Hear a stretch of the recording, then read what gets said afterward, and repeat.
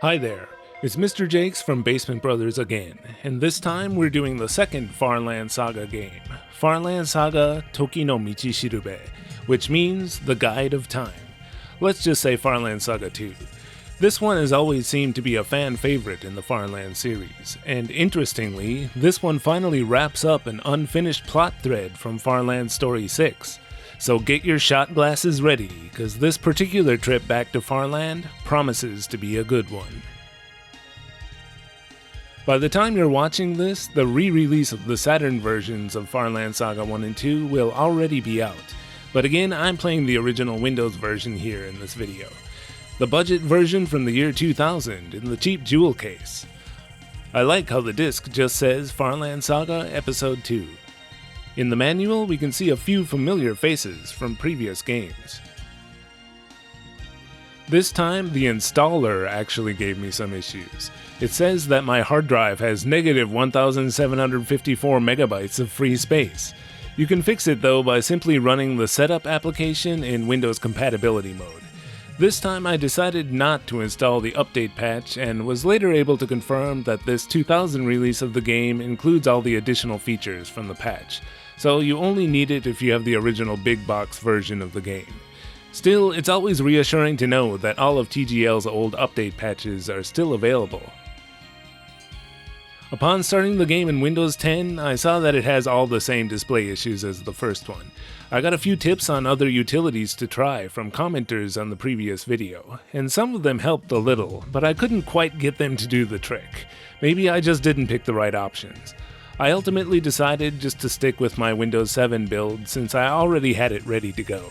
There were a couple of minor things I did in Windows compatibility settings and DXWin for both this and the previous one, which I'll show here just for posterity's sake. If you're running Windows 10 or 11, then I think the only surefire way to get it working is a virtual machine.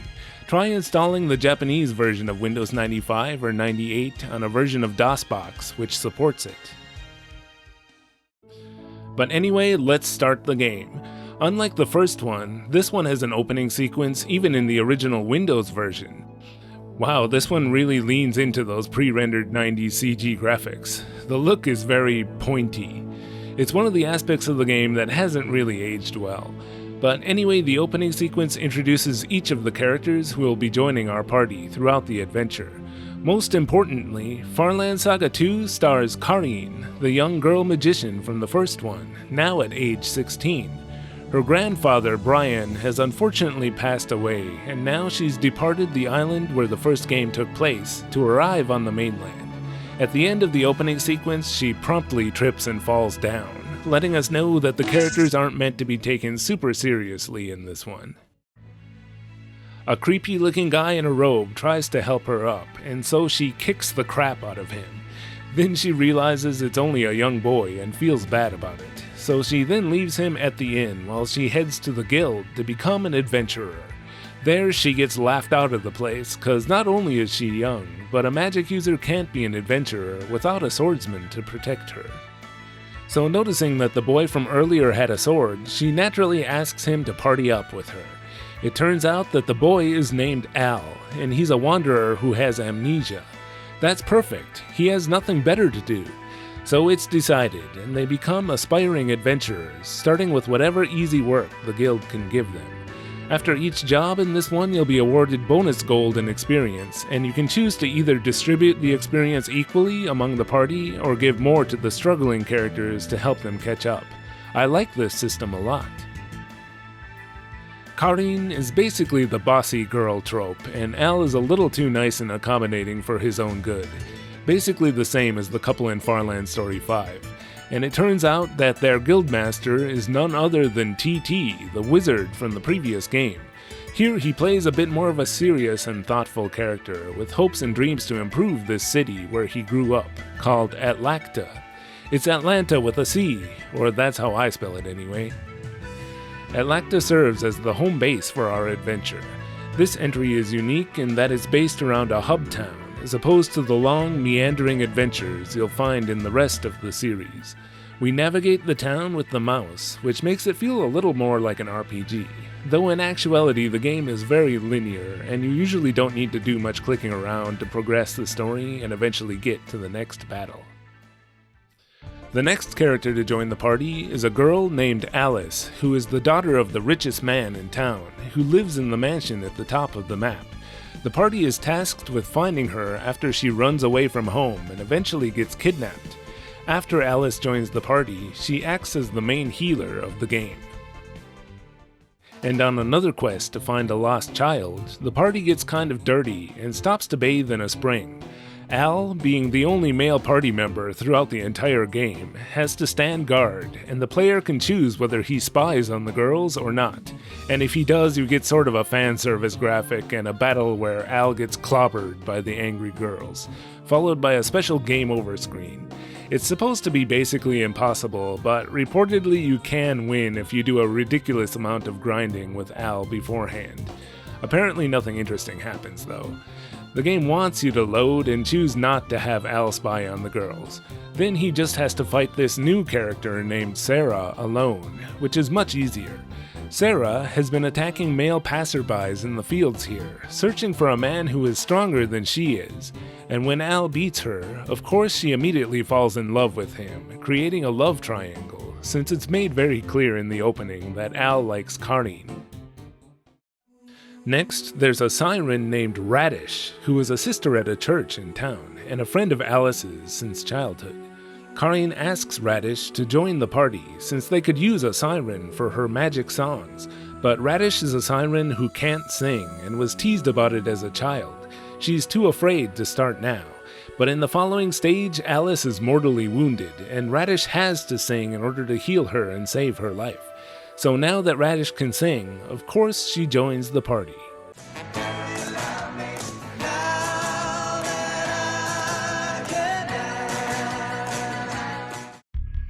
Then the party has a quest inside a mine, where Karin and Al get trapped and separated from the party by a cave-in. We learn that Karin is afraid of the dark, due to the time when she had to hide under the floorboards of her childhood home while her parents were killed by monsters, as shown in the first game. Obviously, this was a very traumatic experience, and the game also suggests that the reason she acts tough and bossy is in order to hide her fear. Here she opens up to Al, though, and says she feels less afraid with him here. To escape from the mine, Karin and Al have to fight monsters on a minecart.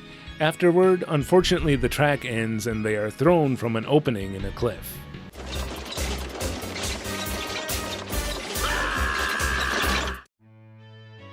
They are saved by an elf named Sophia and her daughter Lulu. Like Karin in the previous game, Lulu is an extremely gifted young magic user who used her levitate magic to soften Al and Karin's fall. Back in town, where they regroup with the party, we learn that Sophia is basically TT's old girlfriend, but she hates him now because of something he did 8 years ago. TT has no idea what that might be, and in fact remembers her telling him to wait 8 years for her to come back. He also can't help but ask if Lulu is his child, which Sophia vehemently denies. In addition to that minecart stage earlier, the game has a lot of unique stages to keep things interesting. In this one, the town blacksmith needs his son Jan to carry on the family trade, but Jan lacks confidence, so the party has to build his confidence by bringing him along on an adventure. Time was you send a boy off to war. Shooting a man fix him right up. So the goal in this one is not to kill these very weak enemies, but rather to help Jan kill them. You can do this by having the other characters cast status boost magic on him. Jan already looks like he doesn't want to be there, but I love how scared he looks when you cast Lulu's levitate spell on him. Another scene probably worth mentioning is the beauty pageant, which the game spends a lot of time building up. It's fan service, I guess, though surprisingly it doesn't have any large illustrations of the characters. It all takes place in the game engine. The pageant is interrupted by some crabs on the beach that we have to take out. Okay, so I promised there's a plot thread from Farland Story 6 that gets tied up here, but before the spoiler section, let's pour a drink. This game has brandy again, plus vodka. I already did vodka in the Farland 8 video, so this time I bought gin just because I felt like it. I've been into gin and soda lately.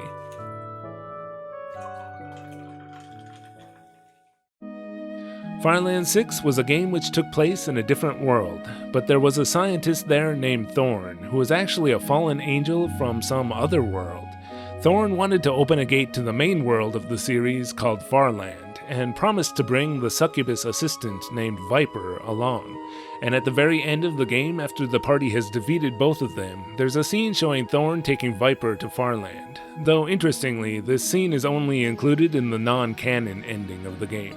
Make of that what you will, but I just assume it actually happens either way, despite only actually being shown in one of the two endings. So in Farland Saga 2, Thorn is now living in Atlacta, and meets the party on several occasions.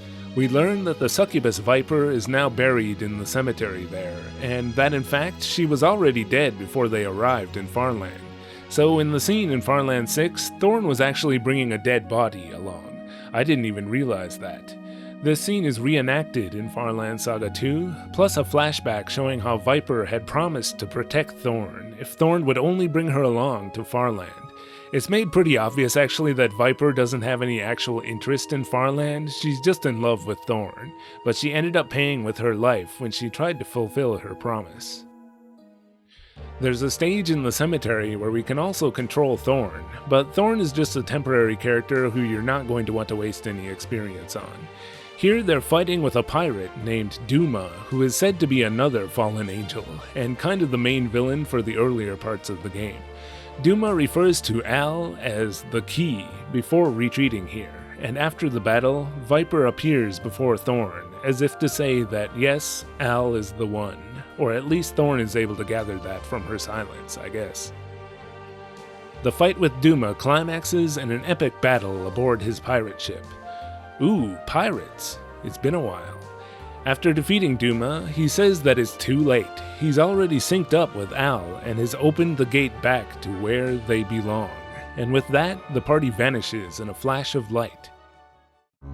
The party finds themselves in a much gloomier and less peaceful version of Atlacta, where nobody seems to know them. It's like we're in hell or something. Instead of TT, the guildmaster is now some sort of evil slave trader. They also meet another Sophia who doesn't seem to know the party, but they learn a few things from her. For one thing, the guild is still under its old management from before TT took over, and the war from the first game has only just started 3 months ago. So they've traveled back in time, about 8 years into the past. Meanwhile, in a scene elsewhere, Sophia from the present almost runs into herself from 8 years ago. Other self. Yes, there are now 2 of me here, and there are 2 of you here. But she gets caught by past TT and learns that he came there alone in order to save her from the slavers 8 years ago. She also notices that herself from 8 years ago is overhearing their whole conversation. So now it all makes sense. Past Sophia falsely believed that TT was confessing his love to some other woman.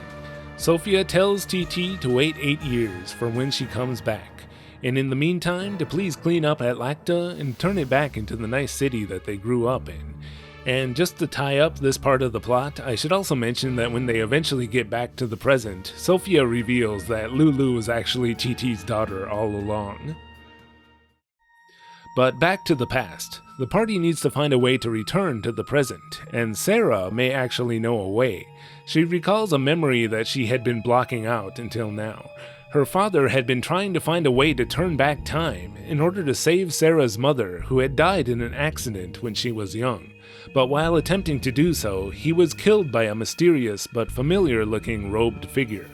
Sarah takes the party to the Temple of Time, which her father had been researching. Al seems to know this temple, and the gate inside opens immediately for him.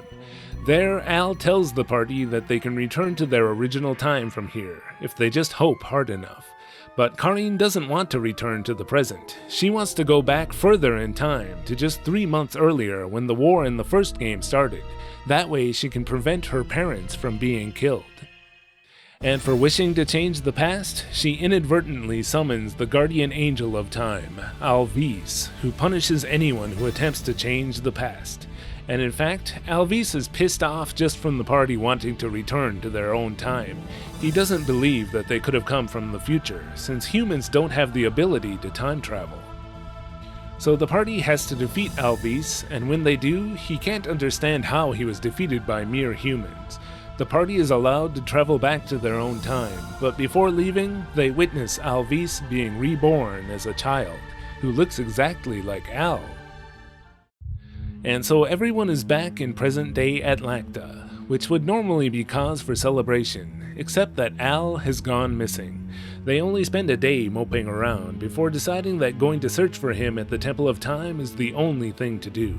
Even Sarah wants to go, despite realizing that Al is the one who killed her father for attempting to change the past. Meanwhile, at the temple, Al is feeling guilty, realizing that he isn't human. He's the angel Alvis, the one who punishes those who try to change the past. He gets a visitor though, Thorn, who explains that the two of them are the same. Thorn was also an angel who was defeated by humans, and then became a human as punishment. Since then, Thorn has been trying to find a way to return to the heavens, and now wants to use Al for that purpose. Thorn reawakens Al as Alvis. The party has to fight through a few stages without Al, and I'm not gonna lie, it was a little hard since Al was my strongest attacker. Sarah had some big shoes to fill, but she eventually rose to the task. We have to defeat Thorn and then Al as Alvis, and afterward, of course, he turns back into Al. We're told that Al and Alvis are one and the same, but separate somehow. I don't know. But finally, they have to defeat an angel version of Thorn called Thorn Vice, and after they do, Thorn's ghost thanks them, saying that being defeated is one path back to the heavens. After all, now Thorn is not alone. So basically, it's happily ever after. The game has a much more satisfying ending than the first, I would say, and there is no after story in this one. The credits overall are very similar to the first game, except for maybe the music composition. The main composer, Kenji Ichio, is still here, but this time he is joined by Rikei Hirashima, whose only other Farland game was Farland Story 4, and Misao Sambongi, who was the lead composer of some of the Devil May Cry and Resident Evil games. Anyway, the music is really good and memorable again in this one, with even a main theme and some reused melodies from the first one worked in here and there. Let's do another comparison between the different sound options.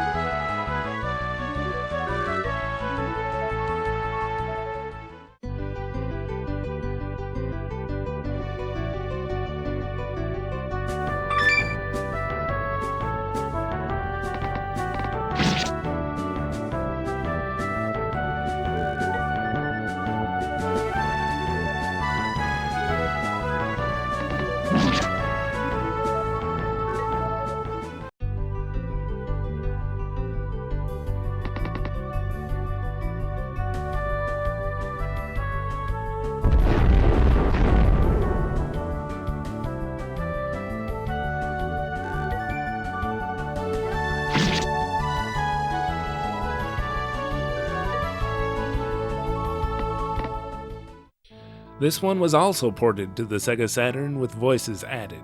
While the second still has the same pixelated graphics as the first Saturn game, this one is much better optimized, making good use of the system's RAM. There's no more annoying load time before every action the characters make, and they even move at about the same speed as they do in the original Windows version. The character portraits also look much better, actually overflowing a bit from the text boxes, kind of similar to the way they do in the Windows version. Overall, it's just a much smoother and more pleasant playing experience than the first one was on the Saturn. And unlike the first one, the second Farland Saga game was also ported to the PlayStation 1. This is a pretty straightforward port of the Saturn version released by Success, the Cotton people, though I'm pretty sure they're just the publisher. I think I prefer the music in the Saturn version, but overall you can probably take your pick.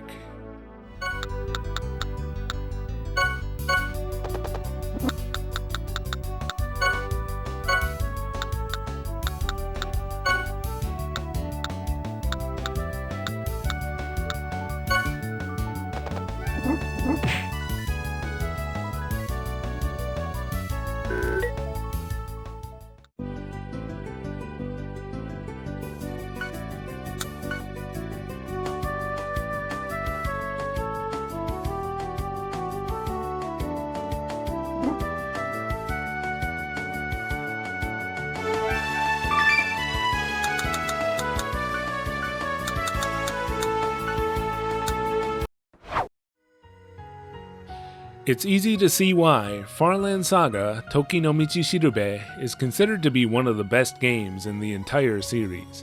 The characters and story are super fun and memorable, with fun and wacky dialogue, and on top of that, the stages are varied, with most of them being relatively short and sweet.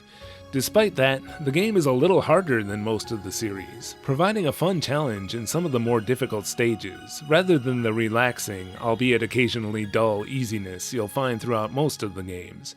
Here you really have to adopt a defensive strategy in some of the stages to even survive. Both of the Farland Saga games are really good in my opinion, but I've definitely got to give the edge to the second one. This might even be the best the Farland series ever got, according to some, though I personally also quite like Farland Symphony despite its flaws, and Farland Story 5 and 7. But next comes a bit of an oddball, Farland Odyssey. And though I'm not planning to make a video on that one in the immediate future, I have decided that since there are only 3 more games left to go, that I will eventually make videos for each of the remaining games. Until then, I plan to focus mostly on PC-88 and PC-98 Paradise, and hope you'll come along with me. But rest assured, we'll be back in Farland again someday. Thanks for watching this episode of The Farland Show. Here's a list of my patrons as always, and I'm oh so grateful for all their support. Thank all of you again for watching.